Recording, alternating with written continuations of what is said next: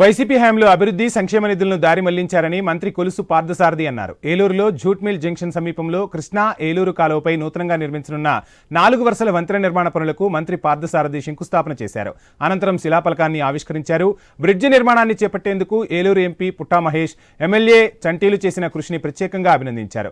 ప్రజల మన్ననలు పొందే విధంగా కూటమి సర్కార్ కష్టపడుతోందని చెప్పారు. వచ్చే నెలలో తల్లికి వందనం కార్యక్రమాన్ని కూడా అమలు చేస్తామని మంత్రి కొలుసు పార్థసారథి చెప్పుకొచ్చారు.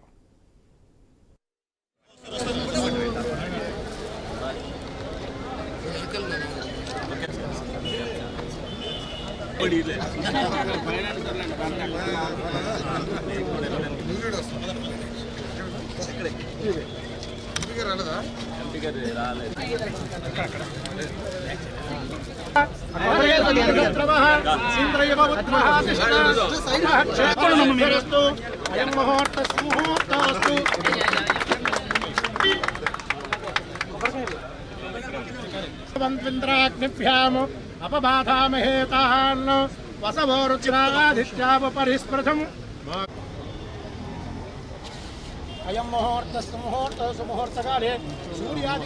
ఈరోజు ఏలూరు ప్రజలకి ట్రాఫిక్ కి చాలా సౌకర్యవంతమైన 4 లేన్ బ్రిడ్జిని 3.8 కోట్లు ఖర్చుతో నిర్మించే బ్రిడ్జికి శంకుస్థాపన కార్యక్రమం చేశాం. చాలా సంతోషంగా ఉంది. గత ప్రభుత్వం చేసిన దుష్పరిపాలనలో ఏలూరు ప్రజలు ఏ విధంగా నష్టపోయారు అనటానికి ఇది ఒక తార్కాణం అని చెప్పేసి కూడా మనవి చేస్తా ఉన్నాను.